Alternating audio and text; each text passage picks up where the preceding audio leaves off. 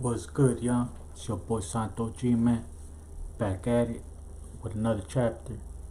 So today, man, I wanted to talk about just 2010, the end of 2010, me getting to Oklahoma, and pretty much just getting everything situated, and pretty much the two losses that I had back to back. You see this writing on the screen, man. Just wanted to commemorate my primo and my homeboy, man.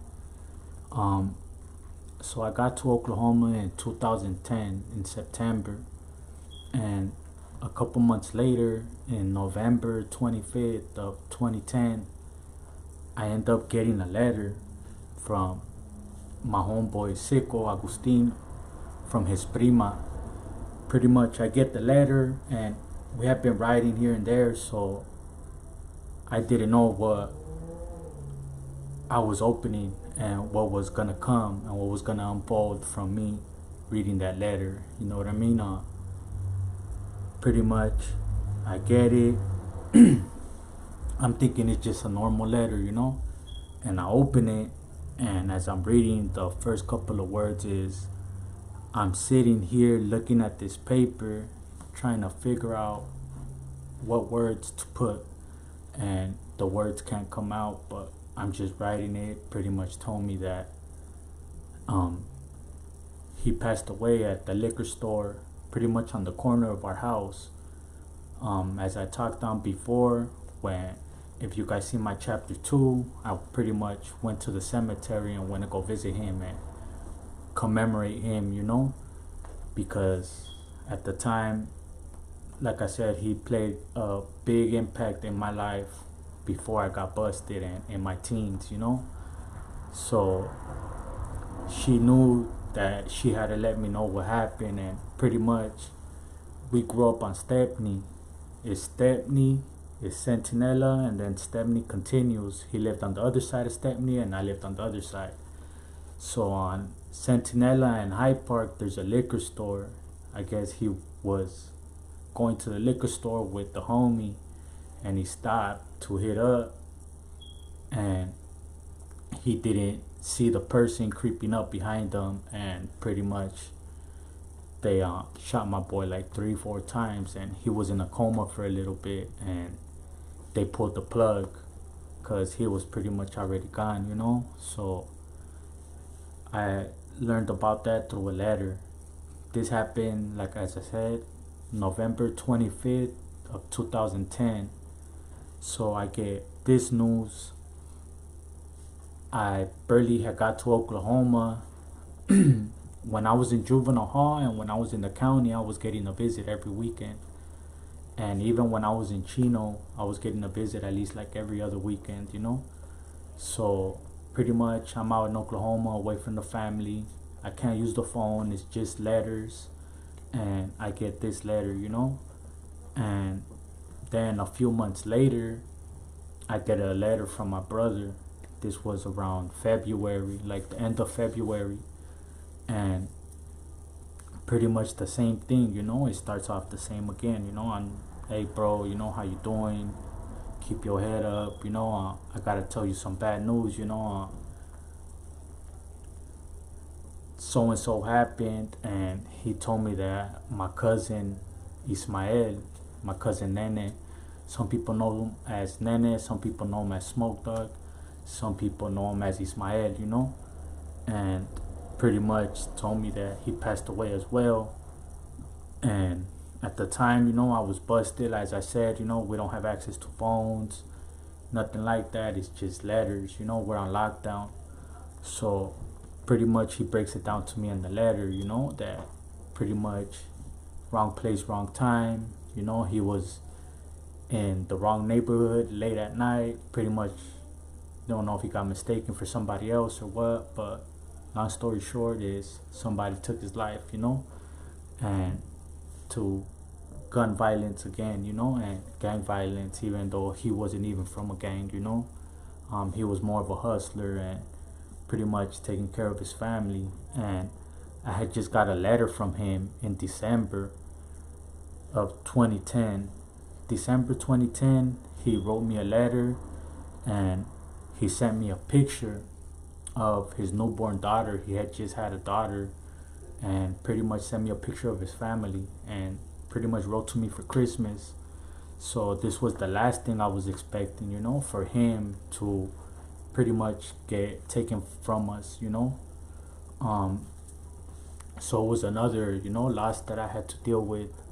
So pretty much throughout this whole time, it was rough for your boy, At the beginning, I want to say 2010 and the beginning of 2011 was rough for your boy because, as I said, when I got to out of state, we were on lockdown because they were sending all the Northerners back to Arizona, and they were sending the homies to Oklahoma and Mississippi.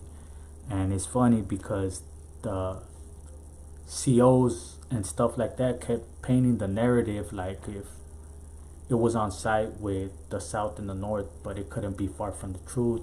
As I talked about it in my last chapter, salute to all my boys up north, you know what I'm saying? They always came to the cell. They were respectful, asked if we needed anything, got us some ice, passed stuff around for us, and hooked up a couple of the homies with coffee, soups and stuff like that, But I gotta say, it was just hard because out there, when I first got there, for any little thing, we would get put on lockdown. It'd be a one-on-one, we get put on lockdown for months. Come out for like a week or a couple of days, homies clean up house, one little highlight goes down, boom, on lockdown again. So I don't really got too many stories about out of state. It's just those losses that I kept having back to back. Other than that, it was pretty much just once I got my TV, take it show to show. And once I got like a little boombox listening to music, and once as the years kept going by, they let us get Xboxes, so I got an Xbox, pretty much just playing Xbox. Other than that, man, just working out, trying to get a routine going, I gotta say, once it came to like 2013, 2014, they started letting us out more. It seemed like people had put up, I don't know if they wrote trying to get a lawsuit because they kept us on lockdown for long periods of time for little stuff, when it's like even when you go to the hole or the shoe, you still get yard, at least 1 hour a day or something like that, So it was like they were treating us worse than the people were getting treated in the shoe and in the hole type. But even though it was rough, I gotta say, they had cable TV, you got your Xboxes and stuff like that, so you're able to manage. But it was just hard not being able to use the phone, if you were in a relationship or whatever the case, if you really got used to calling your family and stuff like that. We didn't get the opportunities like that. I want to say till like 2013, 2014, that's when they lifted that, as far as them being able to lock us down for long periods of time for little stuff, So that's how it was pretty much out of state. I already talked on the riot that occurred when I was there, and if you guys want me to touch on it, I will. But for now, I'm gonna just leave it off here. I just wanted to chop it up with you guys, man, for this next chapter. I just wanted to talk about just the struggle going from seeing my family almost every weekend to being far as hell, all the way in Oklahoma where they can't visit or anything like that. So it was hard, it was an adjustment, but your boy made it through it. I'm here, you know what I mean? Boy sane, So just salute. I wanted to show y'all this camera I got. I'm able to see it on my phone. Salute to my primo Jairo, you know what I'm saying, for hooking me up with this. He hooked me up with a Mevo Plus. I'm able to control it on my phone. So if the vision is clearer and you're able to hear me better, it's because it has a better mic. I'm able to use the mic off my phone too, so it's picking up the mic on the camera and the mic on my phone. So, you know what I mean? I'm gonna get a lot more content. I'm gonna get out the house with this, and I got some heat coming. I just wanted to just touch on another chapter and just my loss, my struggle. Boy Santo G. I hope you guys enjoyed it, man.